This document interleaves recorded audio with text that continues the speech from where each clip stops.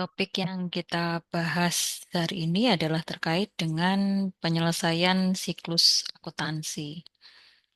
Penyusunan laporan keuangan dari perusahaan dagang bisa dibuat didasarkan pada neraca saldo yang disesuaikan. Jadi dari neraca saldo yang disesuaikan dapat disusun laporan keuangan secara langsung atau dari neraca lajur yang sudah dibuat itu dilanjutkan dengan menambahkan kolom laporan laba rugi dan laporan posisi keuangan. Sehingga di dalam kolom-kolom neraca lajur itu berisi dari neraca saldo, kemudian penyesuaian, neraca saldo disesuaikan, laporan laba rugi, dan kemudian laporan posisi keuangan.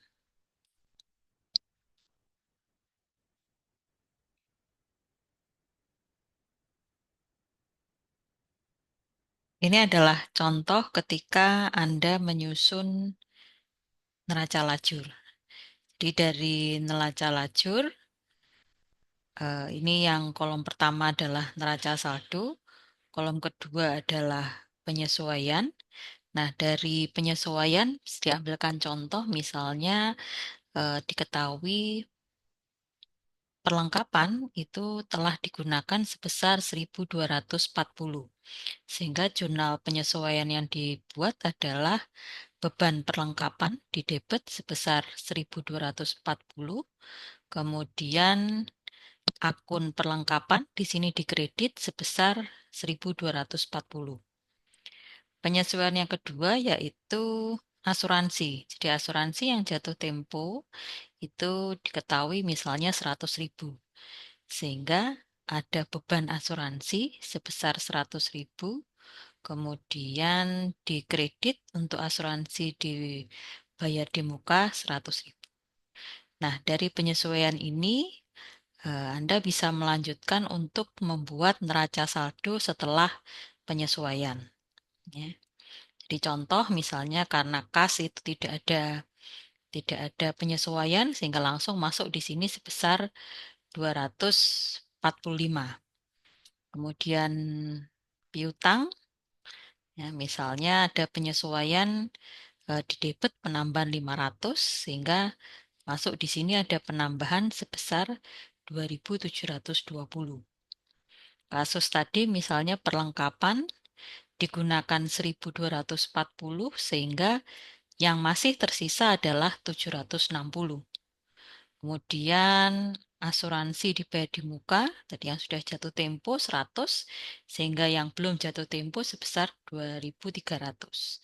Ya, jadi karena di sini saldonya debit, ada penyesuaian kredit 100, sehingga saldo setelah penyesuaian sebesar 2.300. Tanah tidak ada penyesuaian, kemudian peralatan juga sama. Ya, jadi penyesuaian di sini nanti berguna untuk sebagai informasi penyusunan neraca saldo setelah penyesuaian. Ya, jadi misalnya di sini untuk yang sewa, ya, jadi utang sewa, ya, jadi utang sewa 360, kemudian yang sudah menjadi pendapatan sewa sebesar 120 sehingga di debit 120, ya 360 dikurangi 120 dikredit 240, ya dan seterusnya, ya sampai jadi penyesuaian neraca saldo setelah disesuaikan ini Anda buat setelah Anda menyusun atau memposting jurnal penyesuaian ke dalam neraca lajur.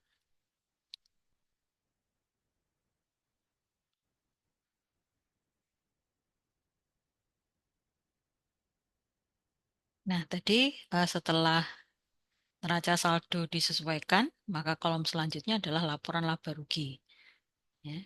Di laporan Anda bisa lanjutkan untuk laporan laba rugi. Kemudian yang berikutnya adalah laporan posisi keuangan. Jadi dalam laporan posisi keuangan ini masuk akun aset, liabilitas, ekuitas. Perbedaan antara kolom debit dan kredit dalam laporan laba rugi itu adalah merupakan laba bersih atau rugi bersih pada periode berjalan. Begitu juga perbedaan yang ada di dalam laporan posisi keuangan. Itu juga laba rugi, ya, jadi masuk dalam laba berjalan atau rugi berjalan. Jadi ini contohnya. Ya, jadi setelah Anda membuat neraca saldo yang telah disesuaikan, dipisahkan mana yang masuk dalam eh, komponen laporan laba rugi dan mana yang masuk komponen laporan posisi keuangan. Jadi posisi kas, piutang sampai dengan modal, ya itu masuk dalam laporan posisi keuangan, sedangkan pendapatan dan biaya itu masuk dalam laporan laba rugi. Nah, jika Anda perhatikan, selisih antara kolom debit dan kredit dalam laporan laba rugi dan laporan posisi keuangan, ya selisihnya sama, ya sebesar 7.205. Ini yang adalah merupakan laba bersih, ya.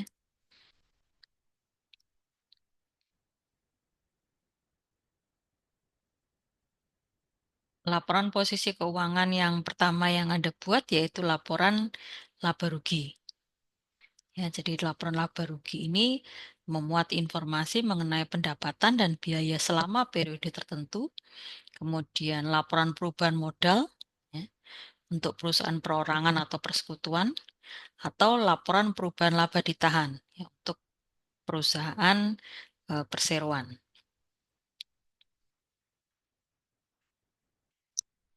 Kemudian laporan posisi keuangan, ya, atau dulu dikenal dengan istilah neraca, ya.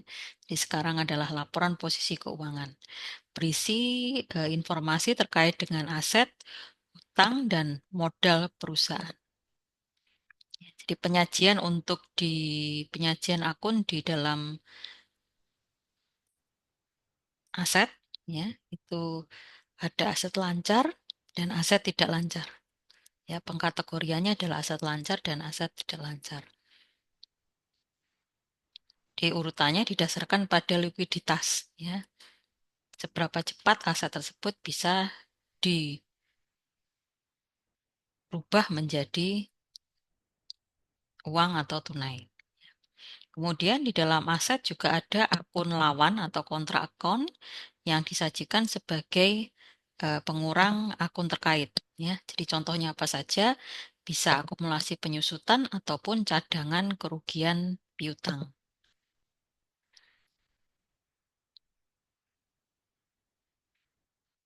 Di contoh dari aset lancar itu bisa kas, ya, atau aset lain yang diekspektasikan bisa dikonversi menjadi kas, ya, atau dijual ataupun digunakan, ya, yang masa pemanfaatannya itu adalah kurang dari 1 tahun. Ya. Di selain kas itu bisa piutang, piutang dagang, piutang wesel, perlengkapan, ya, atau bahan habis pakai. Sedangkan liabilitas dibagi menjadi dua, yaitu liabilitas ataupun eh, liabilitas lancar, ya, atau kewajiban jangka pendek, liabilitas kewajiban jangka panjang, ya. Jadi kalau liabilitas jangka pendek atau liabilitas lancar itu jatuh temponya adalah kurang dari 1 tahun atau 1 tahun. Sedangkan kalau jangka panjang itu adalah tidak lebih dari 1 tahun. Ya, jadi ini adalah contoh-contoh utang lancar dan ini adalah contoh utang tidak lancar. Ya, jadi misalnya utang dagang, utang gaji, utang bunga, utang beban. Ya. Sedangkan hutang jangka panjang bisa dalam bentuk hutang obligasi. Materi selanjutnya adalah terkait dengan membuat jurnal penutup. Ya. Jadi akun atau perkiraan yang sifatnya permanen, ya, yang dari tahun ke tahun itu tetap ada, itu disebut sebagai real account atau akun real. Ya. Sedangkan akun-akun yang dilaporkan hanya pada satu periode tertentu itu disebut sebagai temporary account ya, atau nominal account. Nah, yang termasuk di dalam temporary account atau nominal account itu adalah akun-akun yang ada di dalam laporan laba rugi. Sehingga Anda harus membuat jurnal penutup pada akun-akun yang ada di dalam laporan laba rugi dengan mentransfer akun tersebut dalam akun ikhtisar laba rugi. Ya, jadi jurnal penutup atau closing entry itu digunakan untuk menutup semua akun yang bersifat sementara. Ya, jadi contohnya pendapatan, beban, prive ataupun dividen serta ikhtisar laba rugi. Nah, langkah yang pertama adalah mendebet setiap pendapatan yang diterima. Ya, jadi contohnya di sini adalah pendapatan dari usaha dagang dan pendapatan sewa. Ya, saldo kreditnya 16.840, pendapatan sewa saldo kreditnya 120. Nah, ini didebet. Ya, didebet, kemudian rekening ataupun rekening lawannya itu adalah ikhtisar laba rugi. Jadi ketika melakukan jurnal penutup, debitnya adalah pendapatan, kreditnya adalah ikhtisar laba rugi. Yang kedua adalah untuk semua beban. Ya, jadi semua beban itu saldonya di debit. Ya, kemudian untuk menutup itu dinolkan, berarti saldonya kredit, dimasukkan ke ikhtisar laba rugi. Jadi untuk jurnal penutup biaya atau beban, debitnya adalah ikhtisar laba rugi, kreditnya adalah macam-macam beban ya. Jadi bisa beban gaji, beban sewa, beban depresiasi, beban utilitas dan sebagainya.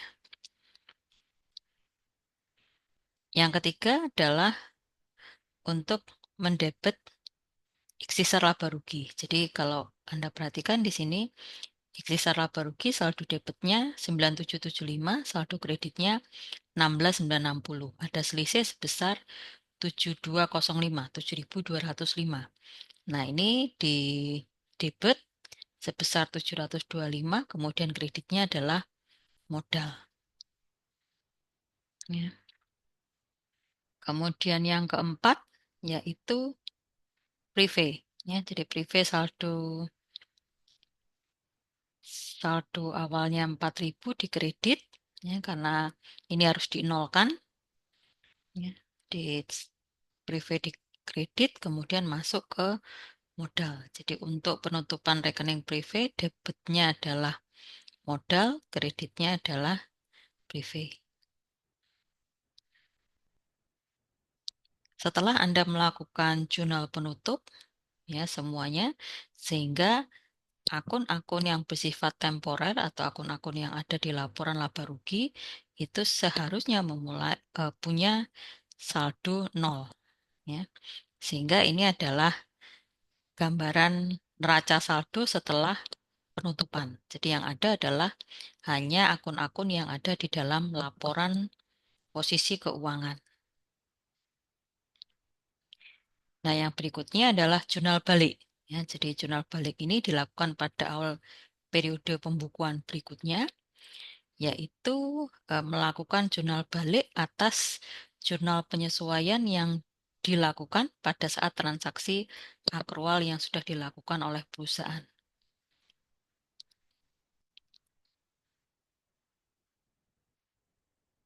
Baik, itu saja yang bisa saya sampaikan. Terima kasih.